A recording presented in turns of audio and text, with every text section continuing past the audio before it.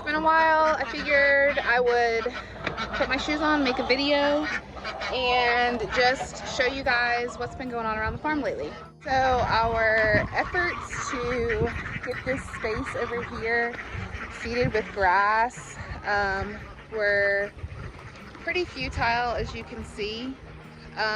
We do have some spaces where the grass took fairly well, but a lot of this out here by the pond is really just too compacted to seed. So we are working with South Carolina Forage and Grazing Coalition to come up with a plan for getting some forage and some good grasses down here. Sully needed a pick me up. Let's check out some of the animals. Wanna go to the sheep? Lambs? Alright, let me show you the birds.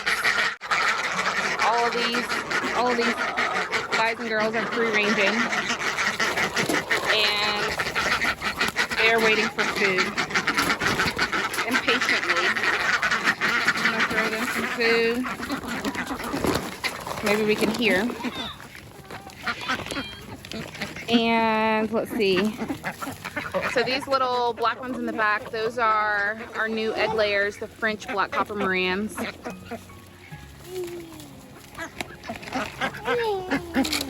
They should lay a nice dark chocolate egg, hopefully. I think we were sent a rooster, so we haven't quite decided if we're going to take advantage of that and incubate a few eggs to kind of keep a cycle of meat and egg layers, or if we will cull the rooster because we're not really supposed to have them. So we'll see. But birds are doing well. Our ducks have just started laying a little bit more. The most that we've gotten out of them in a day is 4 eggs, but we do have 14 hens. So that should pick up here now that the weather's nice and warm. All right, here are the lambs. 2 ewes, 2 rams. These guys are doing pretty good. We've been working on a little setup that they can't walk through. I had their hay and their pellets flat on top of this little crate, and they were still just climbing into it. As they get older and we figure out something a little bit more permanent, we might do like a trough or something like that. And here is our very thrifty shelter that I built out of T-posts, pallets, and a couple tarps. So they've got these trees for shade, and they've got that shelter just to get out of the wind and rain. And this is a dry lot, so there's no grass or pasture in this pen, but we have been halter breaking them to walk on the halter, and so that we can move them where we'd like them to graze. So far, so good with these guys. Our pen seems to be working fine for now. This is the woven field wire. It's not tight. We didn't own anything, or we don't own anything to stretch this, so you can see it's not very secure across the top. I'm thinking that I'm going to separate these guys into 2 flocks as they get older. So we'll have a male and female pair, and then I might add 1 more ewe depending on how much milk we're getting or not getting, and then we'll just run the 2 groups separately. So hopefully there won't be a lot of need for them to challenge this fencing, but we'll see how that goes as they mature.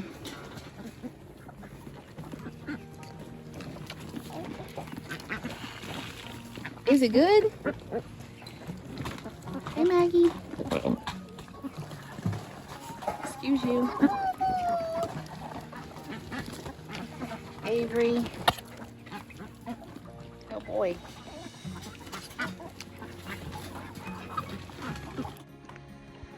We did lose 1 hen to illness a couple weeks ago. She was just really lethargic. She started laying rubbery eggs despite having plenty of calcium, and she just wasn't looking so well. So we ended up losing her.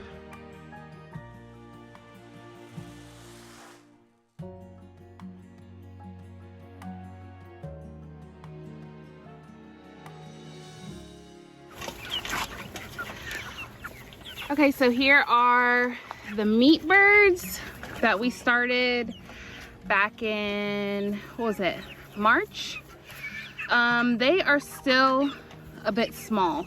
So I'm thinking we're going to keep feeding them for another 4 to 6 weeks, which would put us at about 12 to 14 weeks instead of 8. And then we're going to process.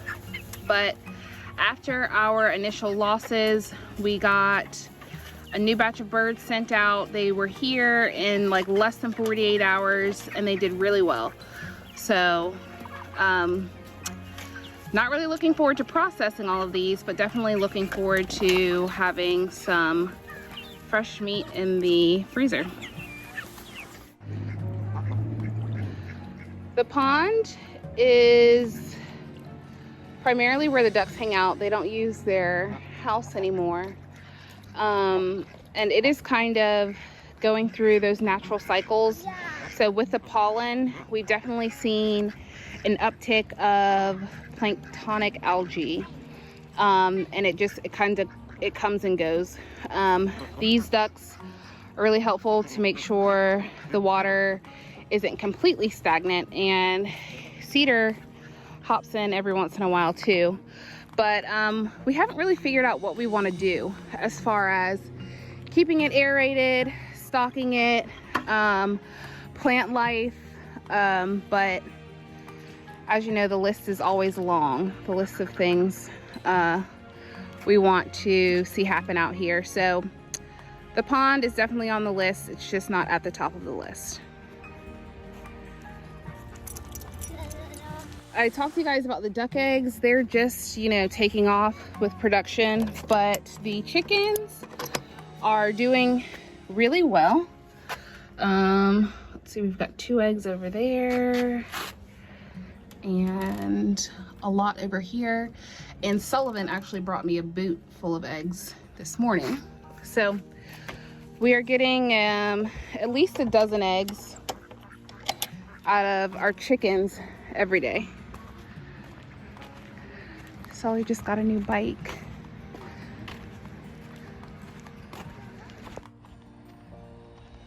All right, let's check out the garden.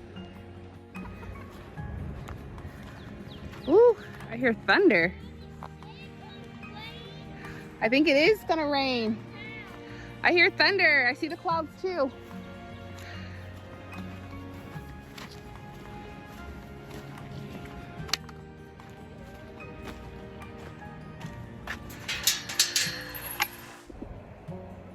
Looks like we've got a storm coming in. Okay, our fruit has been doing really well. We've been getting probably about a handful of strawberries a day. I am dealing with a little bit of rotting on the berries, and I'm wondering if that's from kind of like a lack of airflow and a little bit too much moisture, but I'll show you what the strawberry plants are looking like. So here is our strawberry bed, and we still have plenty of flowers in here. We have actually already been in to pick today, but we're getting decent sized strawberries. It's not quite ripe yet. And then some I pick and they look like this. And that's just the reality of growing food. They don't all look great. So I think this bed does have a lot packed into it, and my plan is probably going to be to separate some of these strawberries out, some of these strawberry plants out. But they are, I'm trying to see, they're producing well. And if you are on our Instagram, you saw some of the ripe berries that we had coming in the other day. So we're super excited to have fresh strawberries. They definitely taste better when they are in season and when they're fresh. Just a world of difference. This pear tree has put on some fruit. So we've got a few pears here and there. If the tree hangs on to these, this will be our first year getting pears. As you can see, if you go down the line, a lot of these things have started to put on spring foliage. So another pear, a pecan. Bees are definitely out, so I'm gonna stay on this side, not get too close. But our blackberry bushes are flowering. There are lots of those. The bees are busy. You can see them coming and go in that first hive. We took their entrance reducers out yesterday. It's getting pretty hot. This looks like our first rose bloom this spring. It's like almost a neon orange. Might look a little darker on camera. I have come in and I have already pulled out most of the winter stuff and put in a lot of our spring things, like these sunflowers that I've transplanted across the back of this bed. There's peppers in here. What else did I plant for spring? I've got super sweet corn planted. These are my sunflowers taken off. Garlic is still going right here. That's not ready yet. We've got tomato plants in. I see those strawberries, Sully. Oh yeah, it's gonna rain. We've got tomatoes in, lettuce and kale, slowly working those out. We planted lots of dahlias, which have started to come up. Kevin actually gifted me these Mandarin Motto for Valentine's Day. But we've got some Victoria mix and brown sugar, white mix, lots of dahlias in the mix.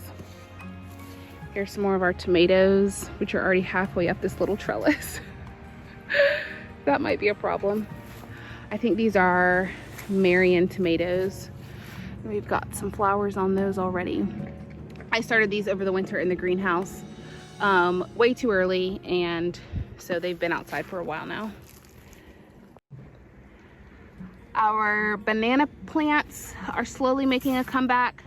I'm gonna be feeding these real heavy. The soil out here is not the greatest, so I have been adding rabbit and sheep manure to pretty much everything. We're still getting a few daffodils and narcissus here and there. It's really pretty. And we are waiting on these lilies. I haven't had any of these bloom yet, but I'm excited because I forgot what they look like when I ordered them. Got pepper plants going in here. And I will need to pinch these little flowers off because this plant is still really little. This opal basil looks and smells amazing. Archer really enjoys the basil. Okay, some of my flowers are blooming in this bed already. These snapdragons that I started from seed and was not sure I would get anything.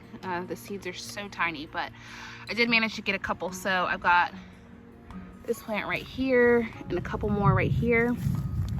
We've got some cosmos blooming in this bed, and our, oh my goodness, it's getting dark. Our cucumbers are starting to climb the trellis. These are our straight 8 cucumbers. Look at that tendril. It's perfect. This is a mixed bed, and one thing that I'm trying to do this year is to mix up the beds. I don't want to have a bed full of just corn or just melons, just squashes. I want a good mix of things. So our lettuce is finishing up. As you can see right here, this lettuce is sending up that center stalk right there. It'll flower and then go to seed. So I'm pulling that out, feeding it to the birds and rabbits, and then coming in with flowers. I've got some zinnias started here. I think these might be straw flowers. And, oh, that lettuce looks good. I wouldn't feed that to the birds. I would eat that. But the ones that are bolting, I'm feeding to the animals and then coming in with a mix of plants. So I've got a watermelon going right here. I've got zucchini right here.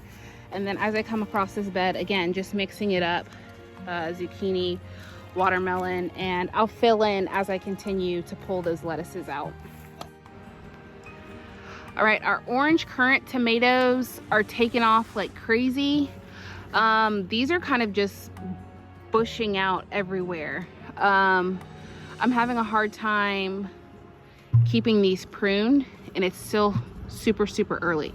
So I don't see, oh, well, I'm wrong. There's a little tomato in there. These just have these really little tiny, oh, where's my, oh, there we go. These little tiny tomatoes on them, but I think these plants also have a virus of some sort because I see these brown spots on the leaves. I'm gonna get these tomatoes and we'll probably replace these plants with something else by the summertime. Our peach tree survived the winter. I really wanted this one to make it, and it's actually got a handful of peaches on it. So let's see, we've got one right there, two, there's three back there. So I think there are about 3 or 4 peaches on this little tree. It may drop a couple.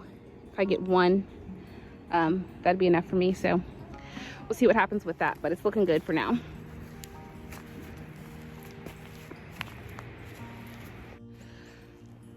Another thing I'm working on doing is just seeing what can thrive in this soil. So I'm amending, like I said, with manure as I'm able to.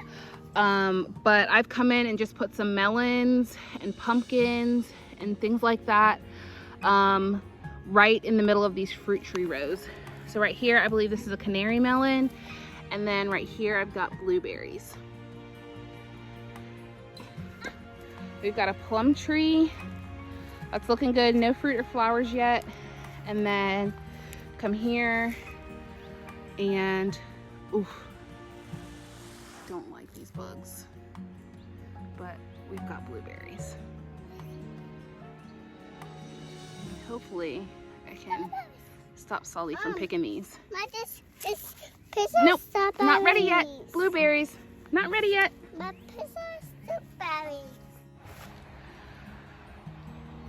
All right, here are my artichokes. I love the foliage on this, but I think it might be too much for me to keep long term. So I'm gonna see if I can get a couple artichokes off of these. I feel like I've had a lot of pest pressure over here and I'm just letting it work itself out.